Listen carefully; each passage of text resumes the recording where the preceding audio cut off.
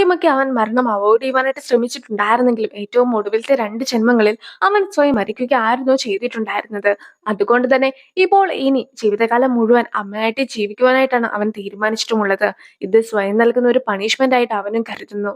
ട്രെയിനിലൊക്കെ കയറുന്ന അവനാകട്ടെ അവന്റെ ചുറ്റും ഒരുപാട് പേരൻസ് ഒക്കെ ഇരിക്കുന്നത് കാണുകയാണ്. അവരാകട്ടെ ജീവിക്കുവാനായിട്ട് പെടാപ്പാട് പെടുകയാണ്. ഈ ഒരു സമയത്തൊക്കെ ആയിരുന്നു അവനും ആത്മഹത്യ ചെയ്തിട്ടുണ്ടായിരുന്നത്. അതിനെക്കുറിച്ചൊക്കെ ഓർക്കുമ്പോഴത്തേക്കും അവന്റെ ആ ഒരു ആത്മഹത്യയെക്കുറിച്ച് ഓർത്തിട്ട് പോലും അവന് പുച്ഛം തോന്നുന്നു. അമ്മ ഒരു ദിവസം ചെയ്യുന്ന രീതിയിലുള്ള ജോലികളെല്ലാം തന്നെ അവൻ ചെയ്യുകയാണ്. പിന്നീട് അവൻ കുറെ സ്റ്റെപ്പൊക്കെ കയറുവാനായിട്ട് നോക്കുമ്പോഴത്തേക്കും അവന്റെ കാലിനൊക്കെ ഒരുപാട് വേദന എടുക്കുന്നു. അങ്ങനെ അവൻ പെട്ടിയൊക്കെ തുറന്ന് കഴിഞ്ഞപ്പോഴത്തേക്കും ആയിരുന്നു അതിന്റെ അകത്ത് നിന്നും അവന് ബാങ്കിന്റെ ഒരു പാസ്ബുക്ക് ഒക്കെ കിട്ടുന്നത്.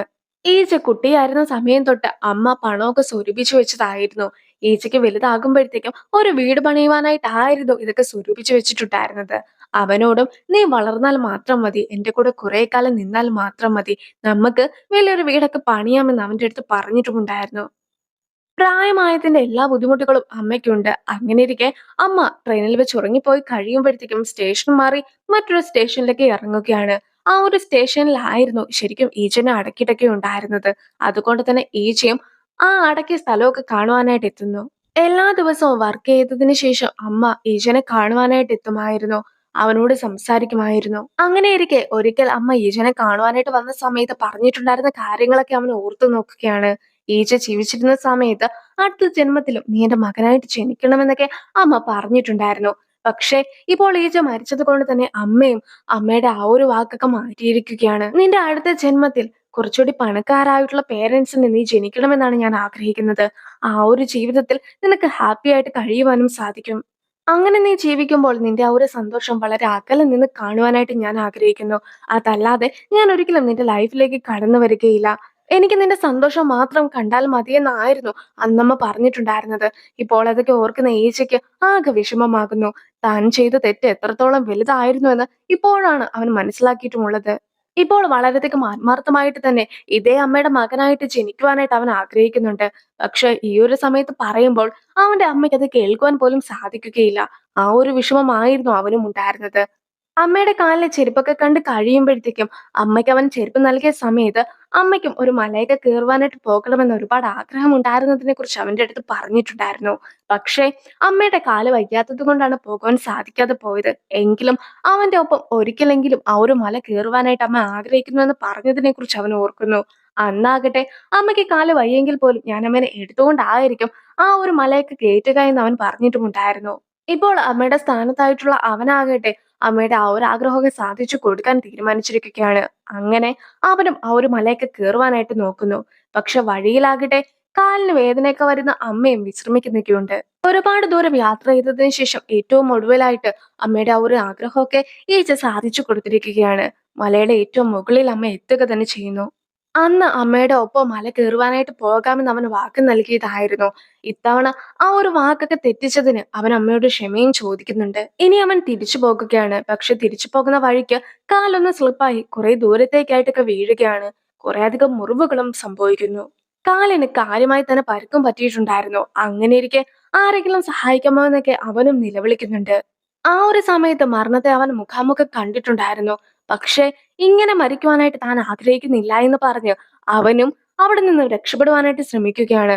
അമ്മയുടെ ജീവൻ നിലനിർത്തുവാനായിട്ട് അവൻ അങ്ങനെ ശ്രമിക്കുന്നു. ആ ഒരു ശ്രമത്തിൽ അവൻ വിജയിക്കുകയും ചെയ്യുന്നു. പിന്നീട് അവൻ കണ്ണു തുറക്കുമ്പോഴത്തേക്കും ഉണ്ടായിരുന്നത് ആശുപത്രിയിലാണ്. കാലിനൊരു പരുക്കൊക്കെ പറ്റിയിട്ടുണ്ടായിരുന്നെങ്കിൽ പോലും ജീവനോടെ അമ്മേനെ തിരിച്ചു കിട്ടിയതിൽ അവൻ ഒരുപാട് സന്തോഷമുണ്ടായിരുന്നു. അപ്പോഴായിരുന്നു അമ്മയും എത്രത്തോളം അവനെ തിരിച്ചു കിട്ടണമെന്ന് ആഗ്രഹിച്ചിട്ടുണ്ടായിരുന്നു എന്നതിനെ കുറിച്ച് അവൻ മനസ്സിലാക്കുന്നത്. അമ്മയുടെ ആഗ്രഹങ്ങളെല്ലാം തന്നെ സാധിച്ചു കൊടുക്കുവാനായിട്ട് അമ്മയായിട്ട് തന്നെ ജീവിതകാലം മുഴുവൻ ജീവിക്കാമെന്ന് അവൻ തീരുമാനിച്ചു കഴിഞ്ഞിരിക്കുന്നു. അങ്ങനെ അവൻ 32 വർഷം ജീവിച്ചിരിക്കുന്നു. അവനും അപ്പോൾ അവനെക്കുറിച്ച് തന്നെ ഓർത്തു പോകുകയാണ്. അവനാകട്ടെ ഒരുപാട് ഭീരുവായിരുന്നു. ഈ ലോകത്ത് തന്നെ താൻ ഒരിടത്തും എത്തുകയില്ല എന്നൊരു തോന്നൽ അവനുണ്ടായിരുന്നു. അതുകൊണ്ടായിരുന്നു അവൻ ഏറെ ഭയപ്പെട്ടു പോയിട്ടുണ്ടായിരുന്നത്. ഒരുപക്ഷെ അവനെ ജിസു വേണ്ടെന്ന് വെച്ചിരുന്നെങ്കിലോ എന്നൊക്കെ വിചാരിച്ചുകൊണ്ട് ഏറ്റവും ഒടുവിലായിട്ട് മറ്റൊരു പ്രതീക്ഷയും ഇല്ലാതെ ആയിരുന്നു അവൻ ആത്മഹത്യ ചെയ്തിട്ടുണ്ടായിരുന്നത്. ഒരവസരം കിട്ടാത്തത് കൊണ്ടായിരുന്നു അവൻ അങ്ങനെ ജീവൻ ഒടുക്കിയിട്ടുണ്ടായിരുന്നതെങ്കിലും ഇപ്പോൾ മരിച്ചു കഴിഞ്ഞപ്പോഴത്തേക്കുമാണ് ആ ഒരു അവസരത്തിന് വേണ്ടി അല്ല നമ്മൾ കാത്തിരിക്കേണ്ടതെന്ന ഒരു തോന്നലൊക്കെ അവൻ ഉണ്ടായത്. അവൻ ഒരുപാട് വേദനയൊക്കെ സഹിച്ചിട്ടുണ്ടായിരുന്നെങ്കിൽ പോലും അവൻ മറ്റുള്ള ആളുകളുടെ ലൈഫിലേക്ക് എത്തിക്കഴിഞ്ഞപ്പോഴത്തേക്കുമാണ് അവരെത്രത്തോളം താൻ കാരണം വേദനിച്ചിട്ടുണ്ടായിരുന്നെന്ന സത്യമൊക്കെ മനസ്സിലാക്കിയത്. അത് വെച്ച് നോക്കുമ്പോഴത്തേക്കും താൻ അനുഭവിച്ച വേദനകൾ ഒന്നും തന്നെ ആയിരുന്നില്ല. ഒരു തവണ തോറ്റു എന്ന് വെച്ച് ആ ഒരു തോൽവി കൊണ്ട് മരിക്കുകയല്ല ചെയ്യേണ്ടത്. മറിച്ച് ഇനിയും ജീവിതം മുന്നോട്ടുണ്ട്. ആ ഒരു ജീവിതം ജീവിച്ചു തീർക്കുകയാണ് ചെയ്യേണ്ടതെന്ന സത്യം അവനും മനസ്സിലാക്കി കഴിഞ്ഞിരിക്കുന്നു. പക്ഷെ ആ ഒരു സത്യമൊക്കെ മനസ്സിലാക്കുവാനായിട്ട് അവൻ അവന്റെ അമ്മയുടെ ശരീരത്തിൽ കയറേണ്ടതായിട്ടും വന്നു. അങ്ങനെ ഒടുവില് അവനും മരിക്കുകയാണ്. അതായത് അവന്റെ അമ്മയും മരിക്കുകയാണ്. അവൻ ഏറ്റവും കൂടുതൽ ജീവിച്ചിട്ടുണ്ടായിരുന്നത് അവന്റെ അമ്മയുടെ ബോഡിയിലാണ്. അതായത് 32 വർഷത്തോളം അമ്മയുടെ ബോഡിയിൽ അവൻ ജീവിച്ചു. രണ്ടാമതായിട്ട് കൂടുതൽ ജീവിച്ചിട്ടുണ്ടായിരുന്നത് ആര്യന്റെ ബോഡിയിലായിരുന്നു.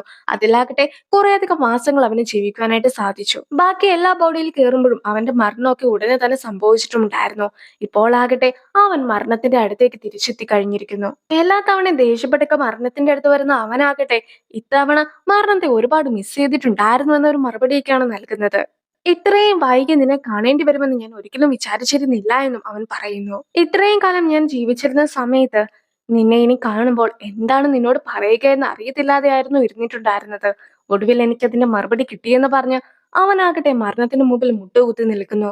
ഞാൻ നിങ്ങളോട് അപേക്ഷിക്കുകയാണ്, എന്നെ ഒരിക്കൽ കൂടി ഷൂട്ട് ചെയ്യാമോ എന്നൊക്കെ മരണത്തിന്റെ അടുത്തും അവൻ ചോദിക്കുന്നു. പക്ഷെ മരണത്തിന്റെ കയ്യിൽ ഇനി ബുള്ളറ്റ്സ് ഒന്നും തന്നെ ബാക്കിയില്ല എന്നൊക്കെ മരണം പറയുമ്പോഴത്തേക്കും അതൊക്കെ എനിക്ക് മനസ്സിലായി. പക്ഷേ ഞാൻ ജീവിക്കുവാനായിട്ട് ആഗ്രഹിക്കുന്നു. എനിക്ക് ഒരവസരം കൂടി നൽകിക്കൂടെ?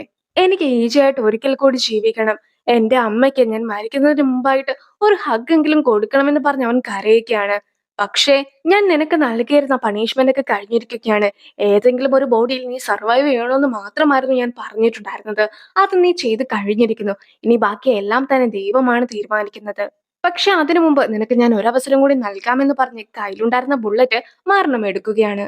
തോക്കിന്റെ അകത്ത് ബുള്ളറ്റ് ഇട്ടതിനു ശേഷം മരണവും അവനോടൊരു കാര്യം പറയുന്നു. അതായത് മരണം ഇപ്പോൾ അവനെ ഷൂട്ട് ചെയ്ത് കഴിയുമ്പോഴത്തേക്കും ആ ഒരു ബുള്ളറ്റ് അവന്റെ ശരീരത്തിൽ കൊള്ളുവാനായിട്ട് 1/6 ചാൻസ് മാത്രമാണുള്ളത്. അതായത് ഇപ്പോൾ അവനെ ഷൂട്ട് ചെയ്തിട്ട് ആ ബുള്ളറ്റ് അവന്റെ ദേഹത്ത് കൊണ്ടില്ല എങ്കിൽ ദൈവത്തിന്റെ കയ്യിലായിരിക്കും ബാക്കിയുള്ള കാര്യങ്ങൾ എന്നൊക്കെ പറഞ്ഞിട്ട് മരണവും അവന്റെ കയ്യിലേക്ക് തോക്ക് കൊടുക്കുന്നു. അങ്ങനെ അവനും തോക്ക് വെച്ച് സ്വയം വെടിവെക്കുന്നു. അതിൽ ബുള്ളറ്റ് ഉണ്ടായിരുന്നു. കൃത്യമായി തന്നെ അവന്റെ തലയിൽ അത് കൊള്ളുകയും ചെയ്യുന്നു. ഇത്തവണ അവൻ കണ്ണു തുറന്ന് കഴിയുമ്പോഴത്തേക്കും അവൻ സൂയിസൈഡ് ചെയ്യുവാനായിട്ട് നിൽക്കുന്ന അതേ സ്ഥലത്ത് തന്നെയാണ് ഇപ്പോഴും അവനുള്ളത്. അപ്പോഴേക്കും അവന്റെ ഫോണിലേക്ക് ഒരു കോളും വരുന്നു. അത് അമ്മയുടെ കോളായിരുന്നു. അവൻ ആ കോളൊക്കെ എടുത്ത് കഴിയുമ്പോഴത്തേക്കും അവൻ എഴുതി വെച്ചിട്ടുണ്ടായിരുന്ന സൂയിസൈഡ് ചെയ്യുന്ന ലെറ്റർ ഒക്കെ പറന്നു പോകുകയാണ്. അതായത് അവനും അവന്റെ മനസ്സ് മാറ്റിയിരിക്കുന്നു. അപ്പോൾ അവന് മറ്റൊരു അവസരം കൂടി കിട്ടിക്കഴിഞ്ഞിരിക്കുകയാണ്. അവൻ ആത്മഹത്യ ചെയ്ത് അവിടെ തന്നെയാണ് അവനിപ്പോൾ തിരിച്ചെത്തിയിട്ടുമുള്ളത്. സോ നിങ്ങളുടെ എല്ലാവരുടെയും സംശയം ശരി തന്നെയാണ്.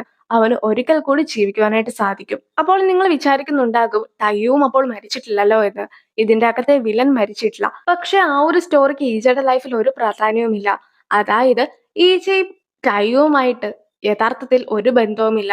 ഈജ ഓരോരോ ശരീരങ്ങളിൽ കയറിയിട്ടുണ്ടായിരുന്നല്ലോ. അവരുടെ മാത്രം ശത്രുവാണ് ടയ്യു. ഈ ഒരു ഡ്രാമയുടെ പ്രത്യേകത എന്താന്ന് വെച്ചിട്ടുണ്ടെങ്കിൽ ഇതിൽ പറയുന്നത് ഈജയുടെ സ്റ്റോറിയാണ്.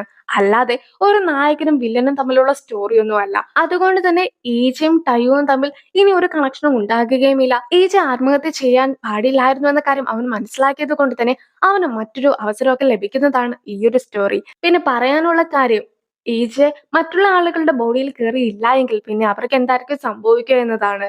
യഥാർത്ഥത്തിൽ ഈച്ച അവരുടെ ബോഡിയിൽ കയറുകയാണെങ്കിൽ എന്തായിരിക്കും സംഭവിക്കുക എന്ന് മാത്രമാണ് നമ്മൾ കണ്ടിട്ടുള്ളത്. അല്ലാതെ അവരായിട്ട് തന്നെ നിന്നുകൊണ്ട് അവർ ആ ഒരു സിറ്റുവേഷനിൽ മറ്റേതെങ്കിലും തീരുമാനങ്ങൾ എടുക്കുമോ എന്ന കാര്യം നമുക്ക് അറിയുകയില്ല. സോ ഈ ഒരു ഡ്രാമ ഇവിടം കൊണ്ട് അവസാനിക്കുകയാണ്. ഡ്രാമ എല്ലാവർക്കും ഇഷ്ടപ്പെട്ടു എന്ന് വിശ്വസിക്കുന്നു.